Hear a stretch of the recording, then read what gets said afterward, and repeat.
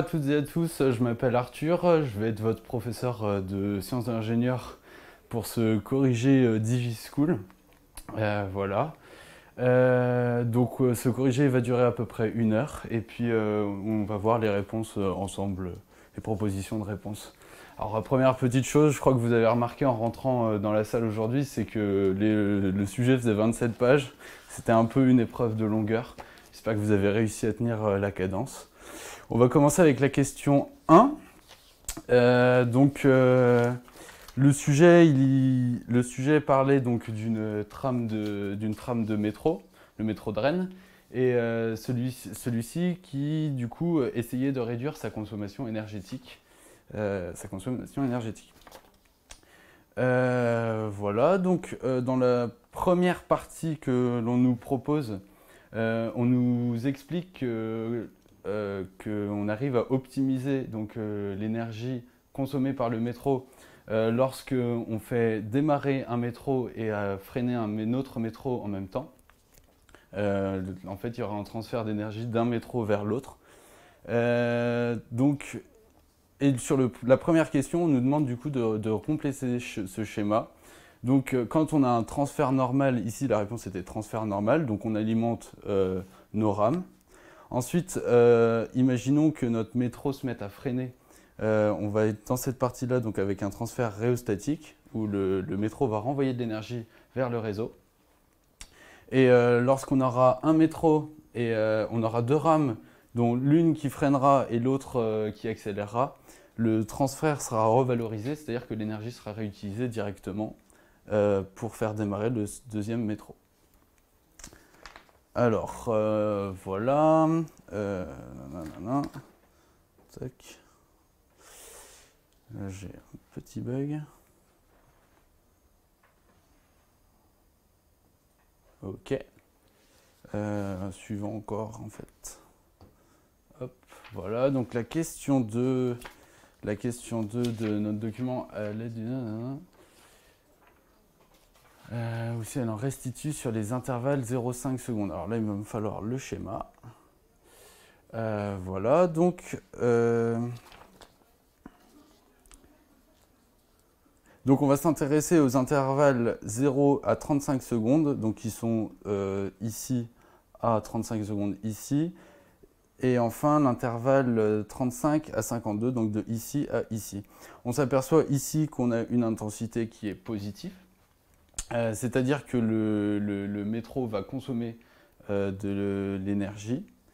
Et donc à ce moment-là, on est dans une phase où on consomme l'énergie, alors que là, on est dans une phase de freinage.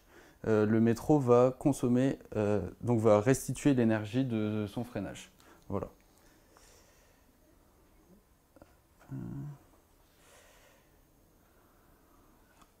Alors ensuite, il fallait calculer sur le document réponse l'énergie qui était consommée par le métro de Rennes.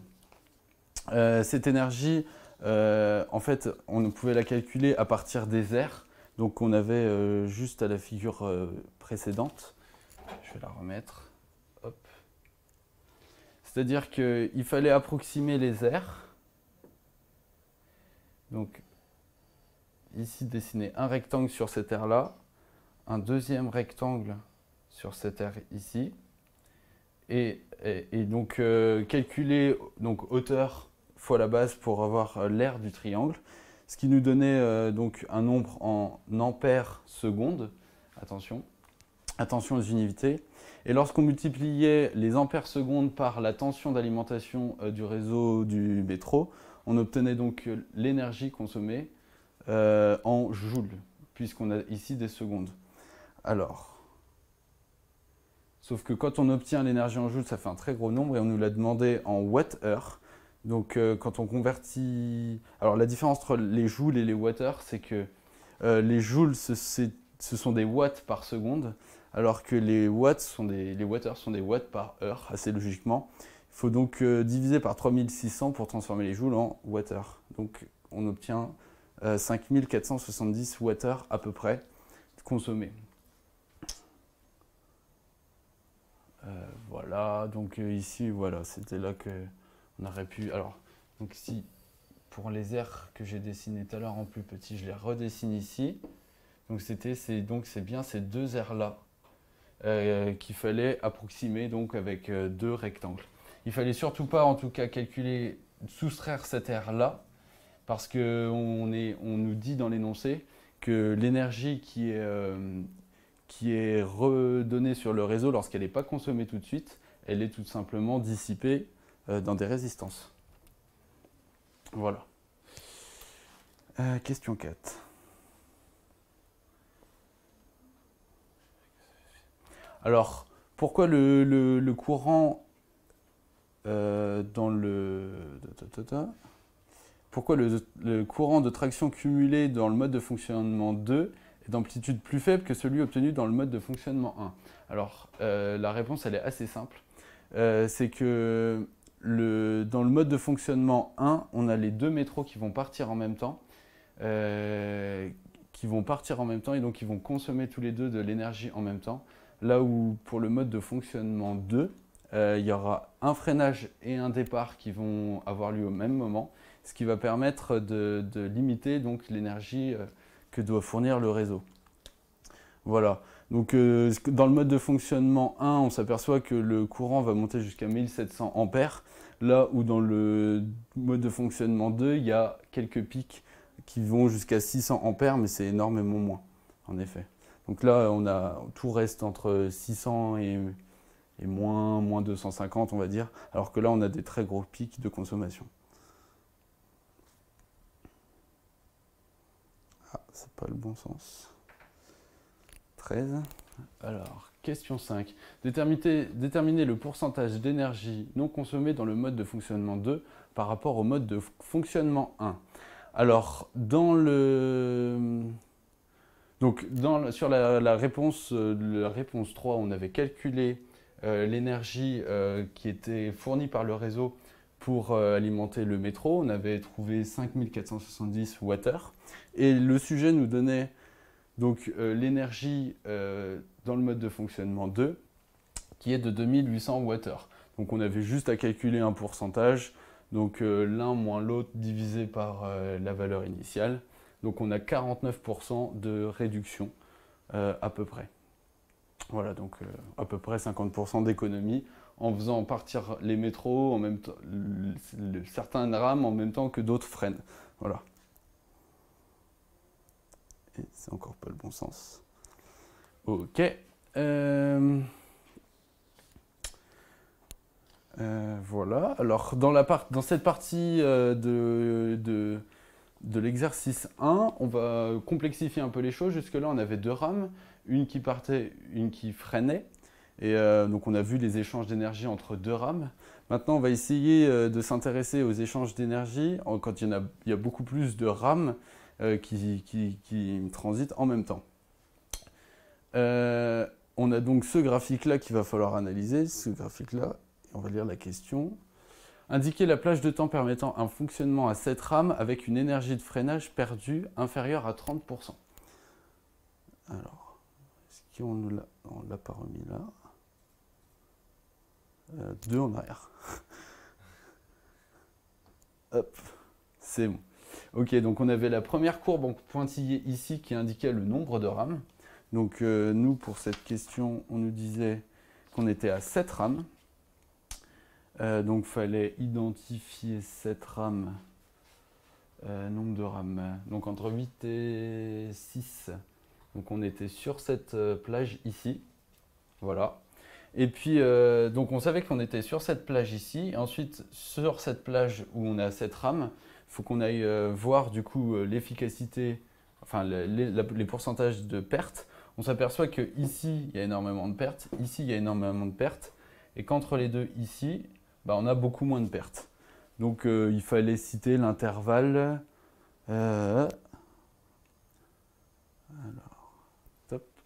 L'intervalle, donc c'était 305 et 345, entre 305 et 345 secondes.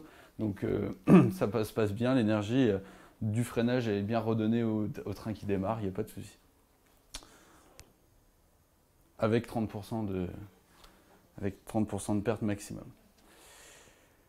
À l'aide de la figure 3, expliquez pourquoi ce mode d'insertion des rames sur la ligne a une incidence sur l'énergie perdue. Alors, pourquoi pourquoi insérer... Ah oui, alors on venait de nous dire que... Excusez-moi. On venait de nous dire que pour rajouter des rames, par exemple passer donc, dans cet exemple-là de 5 rames à 7 rames, il fallait rajouter donc 2 rames et qu'on les ajoutait en insertion au milieu du trafic en fait. Et donc il fallait expliquer pourquoi ce mode d'insertion avait un problème. En fait, sitôt qu'on insère une rame, il va falloir rééquilibrer le temps entre chaque rame. C'est-à-dire que dans le graphe qu'on avait tout à l'heure, quand on augmentait le nombre de rames, on diminuait l'intervalle de temps entre chaque rame. Et si on augmente le nombre de rames, il va falloir mieux répartir le temps, donc en accélérer certains, en ralentir d'autres, afin d'avoir un temps à peu près correct. Et le fait de faire ça, ça consomme de l'énergie. Voilà, alors là on a fini avec la première partie. Voilà, voilà. Donc maintenant on va s'intéresser à une partie sur le rattrapage d'un retard généré par un accident mineur. Alors ici ils disent un accident, mais pour répartir les temps comme on vient de le dire, il va falloir également accélérer ou réduire la vitesse de certaines rames. Donc on nous propose ici une loi de vitesse suivie par les rames. Alors cette loi de vitesse, on l'a dit en mode non dégradé, c'est-à-dire qu'on la commande très bien. C'est une vitesse, donc tout est carré, tout est linéaire. Donc sur cette courbe-là, on a une accélération constante, ici une vitesse constante, et ici une accélération constante. C'est bien de remarquer ça pour la question d'après. Et hop. Voilà, alors, à partir de la loi de vitesse V égale F de t, figure 4, calculez la distance parcourue entre les instants 0 et 55,5 secondes. Alors, je vais revenir sur le graphique, ce sera plus facile. Alors, comme je l'ai dit tout à l'heure, ici on a une accélération constante.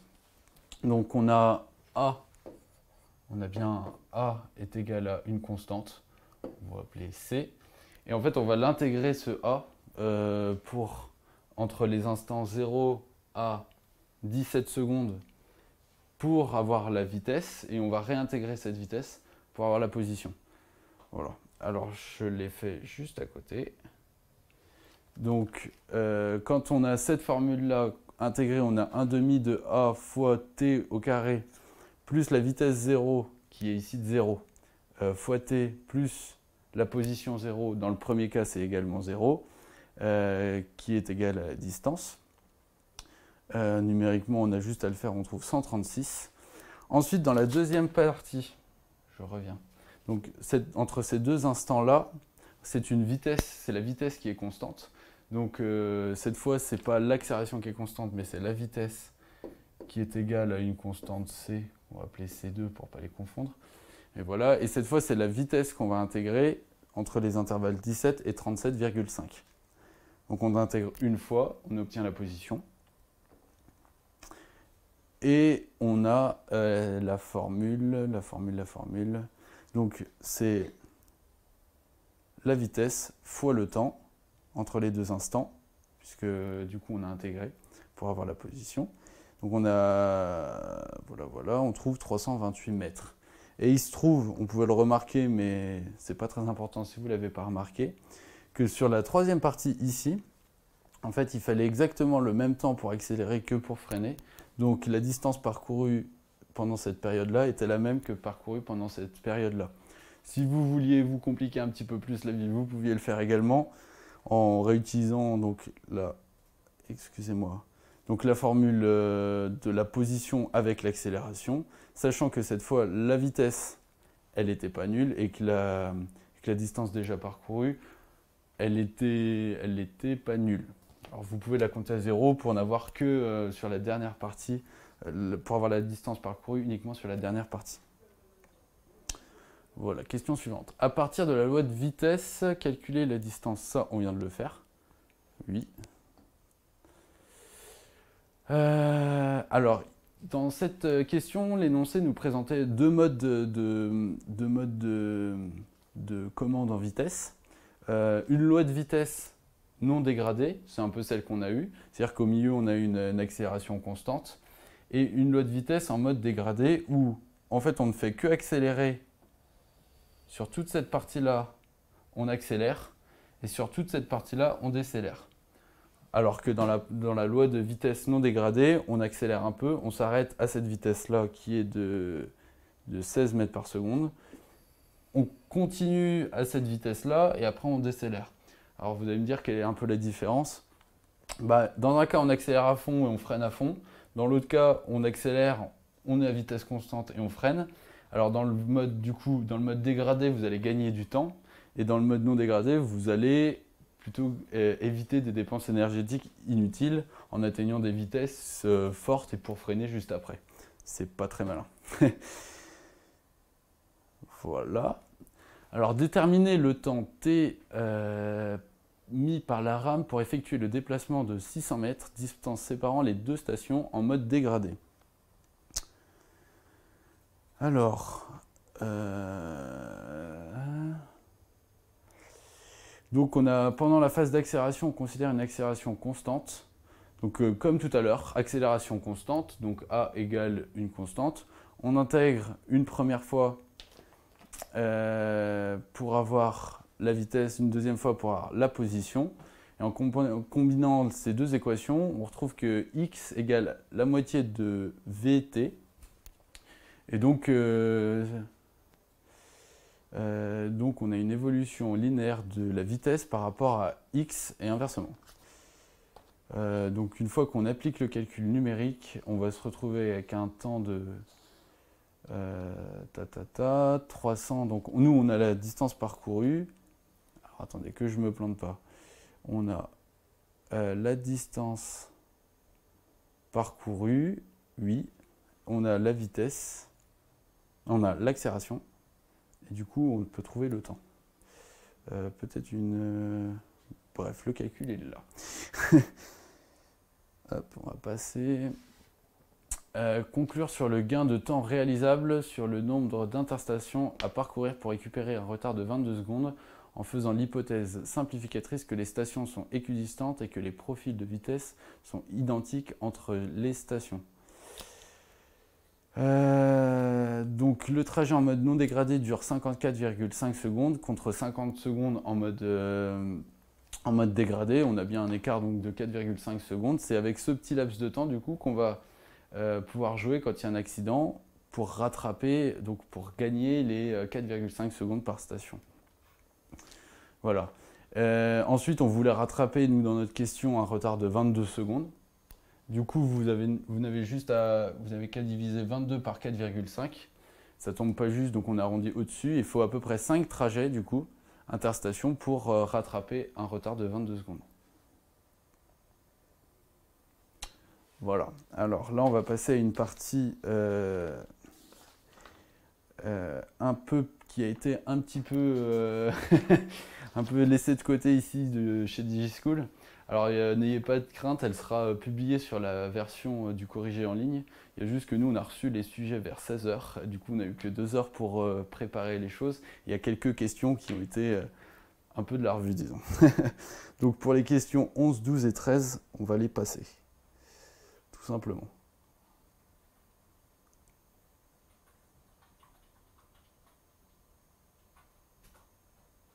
Hop, voilà. Voilà, alors dans la première partie, vous vous souvenez, on s'est intéressé à la simultanéité d'un départ et d'un freinage pour récupérer l'énergie. L'énergie consommée par les trains, alors, pour récupérer l'énergie de freinage et pouvoir l'utiliser pendant les phases d'accélération. On a vu que selon les écarts de temps qu'il y avait entre deux rames, la récupération énergétique ne se faisait pas toujours si simplement. C'est-à-dire que des fois, on avait 90% de pertes énergétiques, ce qui fait énormément de pertes. Donc, on nous propose une deuxième solution pour pallier à ce problème dans cette partie 4. Ça va être de mettre un volant d'inertie qui va emmagasiner l'énergie lors des périodes de freinage. et qui va pouvoir la restituer aux rames qui sont en accélération, même si les deux ne se font pas au même moment. Voilà, c'est un stockage d'énergie. Voilà. Donc le moment d'inertie, on y reviendra de toute façon dans la suite. Donc là, il nous présentait donc un peu comment fonctionnait un volant d'inertie. Donc il y a une énergie à moduler, donc il faut quelque chose qui sache quand est-ce qu'on emmagasine et quand est-ce qu'on restitue l'énergie. Cette énergie, du coup, elle passe par une machine synchrone, un moteur, qui va convertir donc de l'énergie électrique en énergie mécanique, énergie cinétique même plus précisément. Donc on a un volant d'inertie ici qui va se mettre à tourner de plus en plus vite quand il est au magazine de l'énergie et qui va ralentir dans les phases de restitution de l'énergie. C'est-à-dire que la machine synchrone ici, elle va passer en mode génératrice et elle va se mettre à restituer de l'énergie dans ce sens-là. Voilà, c'est ce qui se passe ici. Alors, placé sur le document réponse 3, les informations grandeur effort, grandeur flux, énergie et puissance instantanée dans les cadres. Alors, est-ce qu'on les a mis? Ouais, c'est super. Je vais commencer par l'intensité. L'intensité, ça représente le nombre d'électrons qui passent dans un fil électrique. Par seconde. C'est un flux en fait, un flux d'électrons. Donc la grandeur flux, c'est l'intensité.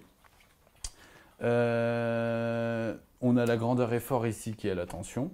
Le produit des deux, donc U fois I, on arrive à une puissance. Une puissance donc, qui est l'énergie. Est-ce qu'il y a des questions? Ok, d'accord. Donc qui est la puissance, et quand on intègre cette puissance sur un temps, on va avoir l'énergie.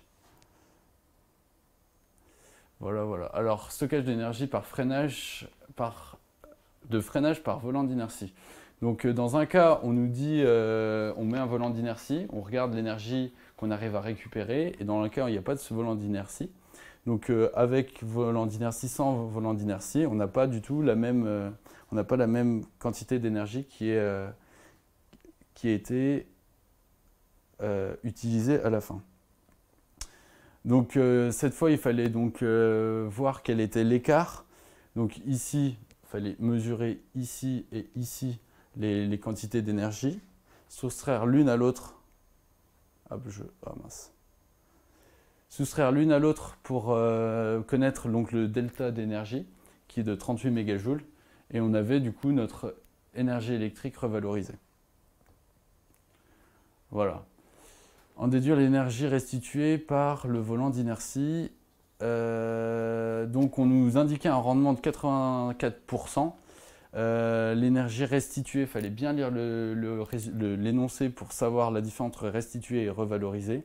Et donc évidemment il y avait l'efficacité à remettre dans l'équation.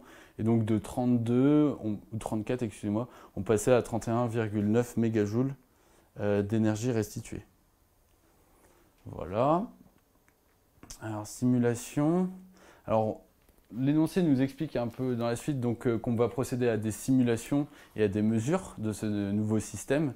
Et il se trouve que les simulations et les mesures ne disent pas les mêmes choses. On va essayer d'expliquer du coup ces écarts. Pourquoi j'ai ça moi? J'ai pas de questions. Ok, déterminer en pourcentage l'écart relatif maximal d'énergie stocké à partir des résultats de la figure 9. Conclure sur la validité du modèle multiphysique. Alors on avait en énergie restituée simulée, il fallait mesurer donc dans le diagramme précédent, on avait 22 mégajoules et on en avait que... Alors c'est pas 22, c'est 27. Une petite erreur là, donc c'est 27 mégajoules, on en avait 19 en mesuré. Et quand on faisait la différence qu'on comparait par rapport aux 19, c'était précisé dans l'énoncé, on trouvait 42%. 42%. On nous avait dit que s'il y avait un écart inférieur à 7%, notre modèle était bon. Ici, on a 42%, c'est beaucoup, beaucoup plus. Donc le modèle, il est absolument pas bon. Il va falloir le revoir. Voilà, alors je vais passer ça direct. Donc dans cette figure, la figure 10 donc, qui était juste avant, on s'aperçoit que bah, réel, alors simulé réel, et on voit que les courbes ne sont pas du tout en phase. On va essayer d'expliquer pourquoi. Ça va être la question d'après. Alors, si on met un peu en équation ce qui se passe dans un volant d'inertie, on va voir la somme des couples est égale à J fois l'accélération angulaire. Donc on aura un couple moteur moins un couple de frottement qui est égal à J fois l'accélération angulaire. Ce qui va être important, c'est de bien comprendre ce qui se passe. Hop, alors on va se remettre ici. Il va falloir en fait prendre il fallait prendre les tangentes aux courbes pour bien les comprendre. Alors si on voit, si elles sont bien faites, on devrait s'apercevoir que vous voyez qu'ici il y a un petit écart d'inclinaison et il y en a un ici également. C'est-à-dire que notre... alors je l'ai ici, figure 10. Hop. Alors ici on accélérait plus fort donc, dans la simulation que sur le volant réel et on freinait moins fort. Et en fait c'est sur cette petite chose qu'il fallait percuter pour bien comprendre. On répétait ce qui avait été dit ici. Et donc en fait ça va être sur la valeur de CF, donc le couple de frottement, qu'il va falloir jouer pour... qu'il va falloir changer pour se rapprocher donc pour rapprocher, alors il faut l'augmenter pour que la simulation se rapproche de la réponse réelle. Voilà. Enfin, donc on avance encore un petit peu. Ici on nous présente donc l'énergie qui est dans le volant d'inertie par rapport au temps. Donc au début on a peu d'énergie, puis elle varie. Ici on arrive à un maximum. Voilà. Et on va nous poser des questions. Calculer la variation d'énergie maximale stockée dans le volant d'inertie pour 8 rames en circulation. Déterminer la vitesse de rotation maximale du volant d'inertie pour 8 rames en circulation. Donc on avait... Donc il fallait se rappeler en fait de la formule de l'énergie qui peut être de l'énergie pour un solide en rotation. Donc c'était l'énergie est égale à la moitié de J, donc l'inertie, fois oméga carré, la vitesse angulaire au carré. On connaissait donc notre... Alors la première question, c'est le delta E ici.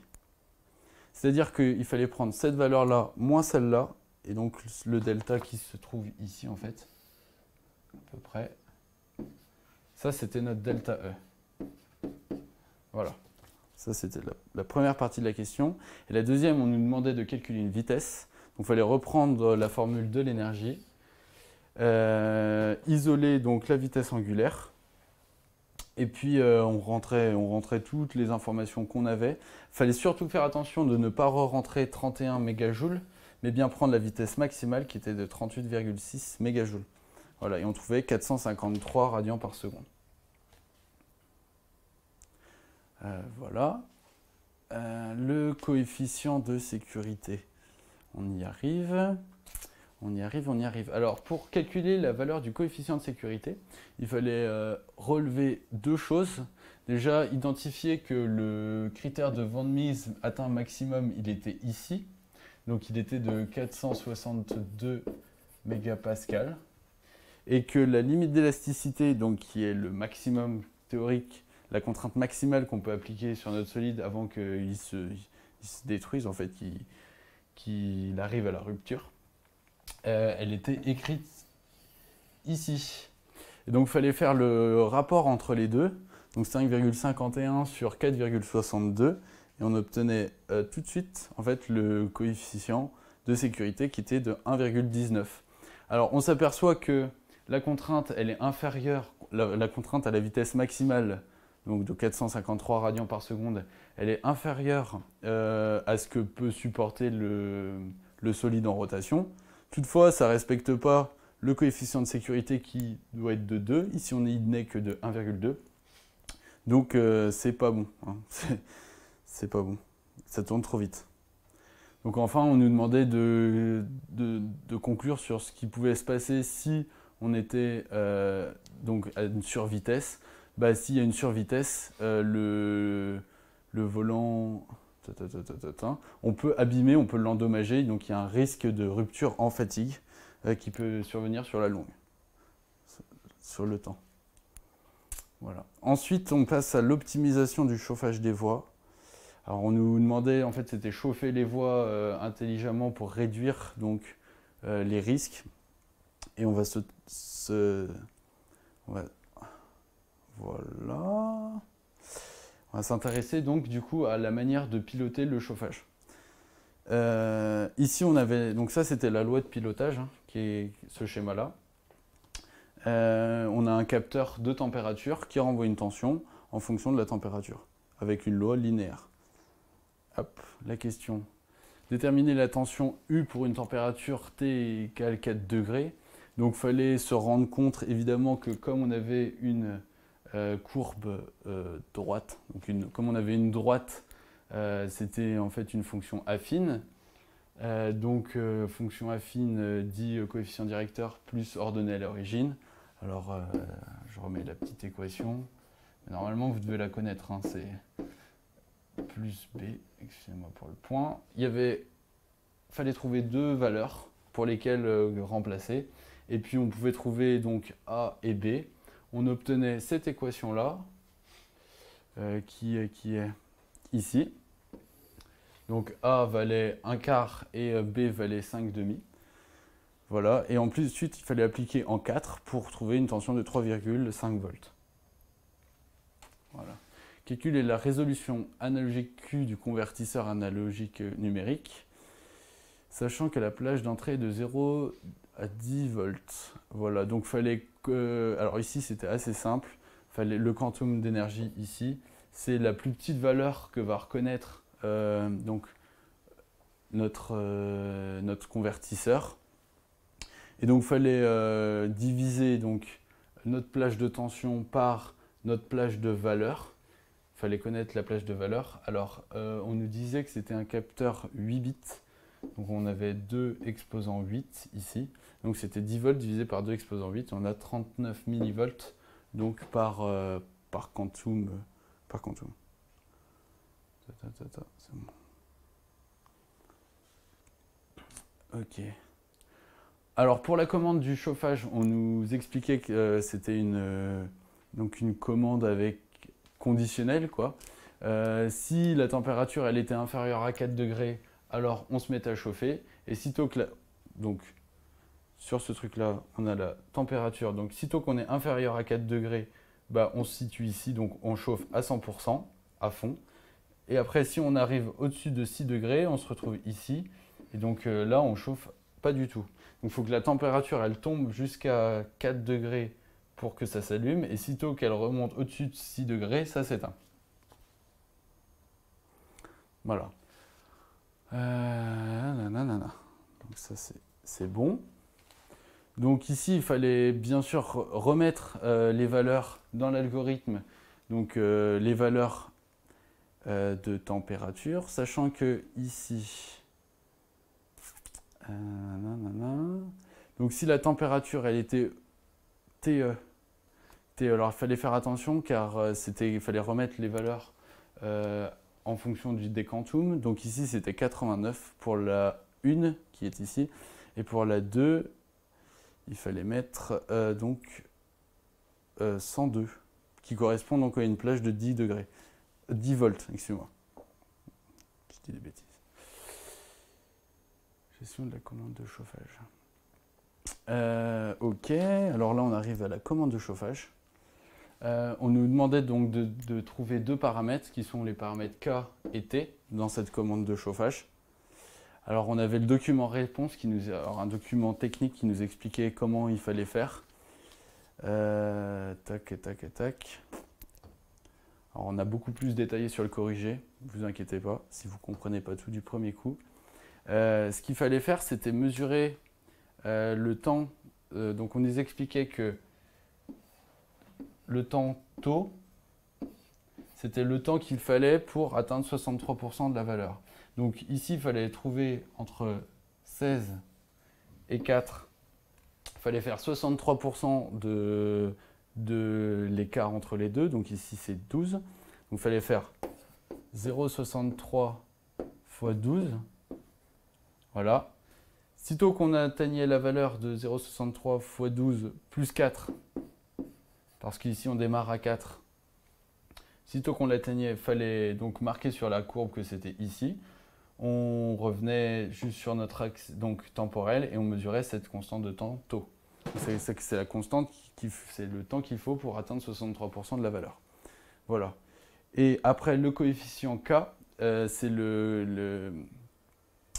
comment ça s'appelle? Tac, tac. Ah, c'est pas le bon sens. Je reviens en arrière. Le coefficient K, donc, qui est ici, ça va être l'amplification, entre guillemets. Alors, en fait, c'est ce qui existe quand la valeur elle est fixe, qu'elle ne bouge plus. L'écart qui existe ici, ça va correspondre au K. Donc en fait, K, c'est la valeur finale. C'est la valeur finale ici, divisée par la consigne. Voilà. Donc valeur finale, je vais mettre finale, divisée par consigne. Voilà. Donc ici, on avait un léger écart. On voyait qu'on finissait à 16, 15. Je ne vois plus du tout ce que j'ai. Je vais retourner sur mon application numérique. Donc, on voyait que c'était 12 divisé par 15, ça faisait 0,8. Delta S sur delta E. Ah oui, excusez-moi, j'ai oublié de prendre les delta E. Voilà, non, c'est pas grave. Voilà. Donc ça, c'était le document réponse qui expliquait comment on faisait. Donc là, il y avait 63% de la valeur. Et là, on nous expliquait donc, la variation du signal d'entrée sur la variation du signal de sortie. En justifiant la réponse, précisez quelle simulation correspond à l'élévation de température attendue, plus 8 degrés, plus ou moins 1 degré. Pour la simulation retenue, déterminez la période T et le rapport cyclique alpha à paramétrer dans le bloc de commande. Alors, on y va. Donc, c'était bien la simulation 1 donc, qui correspondait à la bonne commande en température, parce qu'elle s'arrêtait à 8 moins 1 degré, et elle commençait à 8 moins 1 degré, elle reprenait à 8, elle s'arrêtait à 9 degrés, elle commençait à 7. Voilà. C'est plus simple dans ce ordre-là. Voilà. Le rapport cyclique, c'est le temps pendant lequel le chauffage est allumé sur le temps total. Ici, il fallait reprendre les périodes et puis faire diviser l'un à l'autre.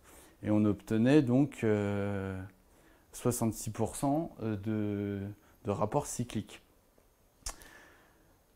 Donc si le rapport cyclique au maximum vaut 100%, ça veut dire qu'on a 34% donc, qui séparent les 66 des 100%. Et ces 34%, donc, ça va être le gain énergétique réalisé grâce à cette commande en chauffage. Voilà. Alors enfin, on arrivait à la dernière étape où c'était plus un petit essai pour expliquer, pour voir si vous aviez bien compris tout ce qui avait été expliqué dans le sujet.